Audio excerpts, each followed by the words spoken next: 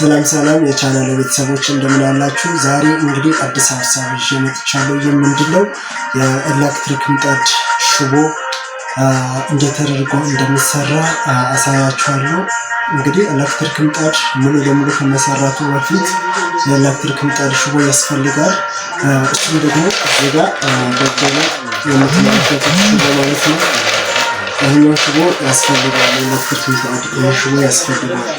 እንግዲህ ያለዚህ ሽቦ ኤሌክትሪክ ምጣድ አይሰራም። ይሄኛው ምንድነው ሬዚስታንስ ነው። ይህ ሬዚስታንስ እዚህ ጫፍ ላይ የሚሰራ ነገር አለ። በዚህ ሬዚስታንስ ጫፍ ላይ የሚሰራ ነገር አለ። እሱ ምንድነው ወራጅ ይባላል ማለት ነው። ወራጅ ወይም ጋንቾ ተብሎ ይጠራል። እሱም የትኛው ነው? ይሄ ነው። ይሄ እንግዲህ በጫፉ እንዴት እንደሚሰራ ቆርጬ ሰርቼ አሳያችኋለሁ። ይሄ 10 ሜትር ነው። 10 ሜትር ለዚህ አይነት ሽቦ ለ30 ፍሬ ማለት ነው። ለ30 ብዛት እንዲበቃ አድርጌ ቆርጬ እንግዲህ 30ንም ሰርቼ አሳያችኋለሁ። ከዛ በፊት ጫፉ የዚህ እንዴት እንደምለቀጥ ማሳያችሁ ነው የሚሆነው። ይህን ግን ማየት ከፈለጋችሁ አይታችሁ ደግሞ ውጤታማ በሆነ መንገድ ራሳችሁ መስራት ከፈለጋችሁ ቪዲዮን ሳብስክራይብ፣ ኮሜንት፣ ሼር ማድረግ እንዳትረሱ። አዳዲስ ቪዲዮ ስለቅ ቶሎ እንዲደርስላችሁ ደግሞ ደወል ምልክቷን ጫን አድርጓት። አመሰግናለሁ። እስከ ቪዲዮ ፍጻሜ ድረስ ከኔ ጋር ሆኑ። አንደኛውና መጀመሪያው የምጣድ ሽቦ ጫፉ መውጣት አለበት፣ መለቀቅ አለበት። እዚች ጋር ጫፏ አለች። እቺ ጫፏ በዚች በፔንሳ እንደዚህ ይዛታለሁ። እንግዲህ እንዲህ ቀለል አድርጌ አውጥቻለሁ ማለት ነው። እዚህ ጋር በተጨማሪ ያስኩት ማፍቻ ነው። እዚህ ቀዳዳ ውስጥ ይገባል። ይሄ ማፍቻ በዚህ እንደዚህ ገብቷል። እንግዲህ እንደዚህ ይላቀቃል ትንሽ ማለት ነው። ቢያንስ አንድ 50 ሳንቲሜትር የሚታክል 50 ሳንቲሜትር የሚታክል ለጥጫታለሁ። በዚህ በኩልም ልክ እንደዚህ ለጥቃለሁ ማለት ነው። 50 ሳንቲሜትር ያህል ልክ እንደዚህ ማለት ነው። እንዳያችሁት በሁለቱም በኩል 50 ሳንቲሜትር የሚያህል ለጥጫለሁ። በዚህ በኩልም በዚህ በኩልም። ይሄን ደግሞ ጫፉ ቀጥ ማድረግ አለብኝ። ይሄ እንደዚህ የሆነው እንደዚህ ቀጥ ማለት አለበት። እንደዚህ ቀጥ ማለት ነው። አሁን ቀጥ አድርጋለሁ። ይሄም እንደዛው ቀጥ አድርገዋለሁ። አሁን ሁለቱም ቀጥ ብሏል ማለት ነው። ሁለቱም ቀጥ አድርገዋለሁ። እዚህ ሁለቱ ጫፍ ላይ እንግዲህ ከዚህ ወራጅ እሰራለሁ። ከኔ ጋር ሆኑ። አሁን ልክ እንደዚህ ማለት ነው።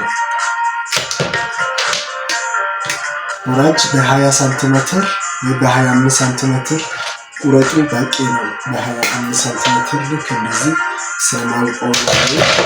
እንግዲህ ለክቻር ላይ የቆረጥኩት ግን ሁለቱም እኩል ነው። እዚህ ጋር እንደምታዩት በዚህ በኩልም እንደምታዩት እኩል ነው ሁለቱም ማለት ነው። ሜትር ምናምን አይደለም የቆረጥኩት ግን እኩል ነው። ስለማንቆም ጭምር ነው። እናንተ ግን 25 ሳንቲሜትር ለክታችሁ ማቁረጥ ትችሉታላችሁ። እዚህ ጋር ጫፏን እንደዚች በፔንሳ እንደምትይዙና እጥፍ ማድረግ ይኖርባችኋል። ልክ በዚች ልክ እንደዚህ እንዳደረኩት አጠፍኩት። ከዛ እንደዚህ ፈታታለሁ ማለት ነው። ያጠፍኳትን ብቻ እንደዚህ ፈታለሁ። ልክ እንዳያችሁት ማለት ነው። ፈትቼዋለሁ። በፈታሁት ቀዳዳ ላይ የሬዚስታንስ የሽቦ ጫፉን አስገባለሁ ማለት ነው። ልክ እንደዚህ አሁን በመሃል አስገብቻለሁ። በፈታሁት ቀዳዳ ማለት ነው አስገብቻለሁ። ምንድነው ማድረገው? ልክ እንደዚህ እንደዚህ አስገብቻለሁ። አሁን ምንድነው ማድረገው? እኩል ጨምቄ ይዟል። በደንብ አድርጌ ይዟለሁ። አሁን እየሰራሁ ነው ያለሁት። ልክ እንደዚህ ማጥቅላይ ማለት ነው። አድርጋችሁ እንደዚህ ማያሰር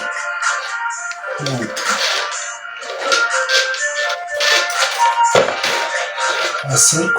አሁን ታስሯል ኦልሬዲ። ይሄን ደግሞ መጠምጠም በራሱ ላይ በደንብ አድርጎ መጠምጠም ያስፈልጋል። አለዚያ ይበጠሳል። እዚህ ጋር በደንብ ተደርጎ የማይጠመጠም ከሆነ ይበጠሳል። ስለዚህ እንዳይበጠስ እንደዚህ በደንብ አድርጋችሁ መጠምጠም ይኖርባችኋል። ልክ እንደዚህ ማለት ነው። እዚህ ጋር ጫፍ ላይ ሲደርሱ ወደ ላይ ማጠፍ ማለት በዚህ ወደ ወራጁ ወደ ርዝመት ባለው በኩል ማጠፍ በደንብ አድርጋችሁ ልክ እንደዚህ ማለት ነው።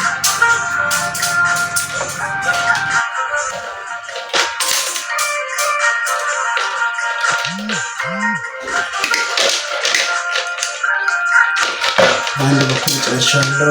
እንደምታዩት አንድ በኩል አልቋል። ጫፉ አስራለሁ። በምንም ታምር ይሄኛው አይወጣም። በዚህ በኩል ይቀራል። ይህን ተመልከቱት። ልክ እንደመጀመሪያው እጥፍ ነው ማድረጋት ይችል ጫፏን እጥፍ ነው ማድረጋት አንዴ እጥፍ አድርጋለሁ እና በሱ ውስጥ ልክ እንደመጀመሪያው ወራጅ ያስገባሉ። ልክ እንዳያችሁት ማለት ነው።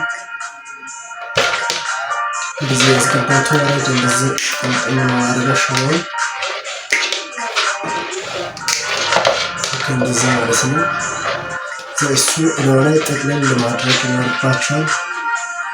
እንግዲህ እንደዚህ ማጠቅለል ያስፈልጋል። በደንብ ተደርጎ ካልተጠቀለለ ይበጠሳል። በድጋሚ እነግራችኋለሁ።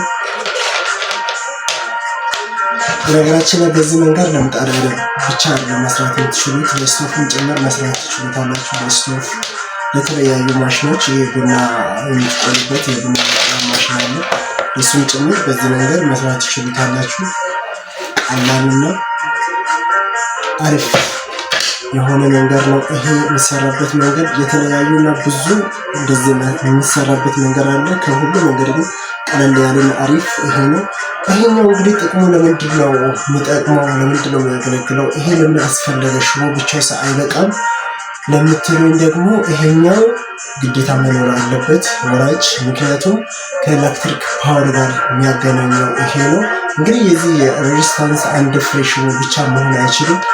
አንድ ፍሬ ሽቦ ብቻ ቢሆን ምን ይፈጠራል ለምትሉት ደግሞ አንድ ፍሬ ብቻ ሲሆን ኮኔክተር በደንብ ጠበቅ አድርጓችሁ ስታስሩ ለምሳሌ በደንብ ስታጠብቁ አንድ ፍሬ ብቻ አንድ ይበጠሳል፣ በኮኔክተር ይቆረጣል። ሁለት ቀጥሎ ደግሞ ሙቀት መቋቋም አይችልም።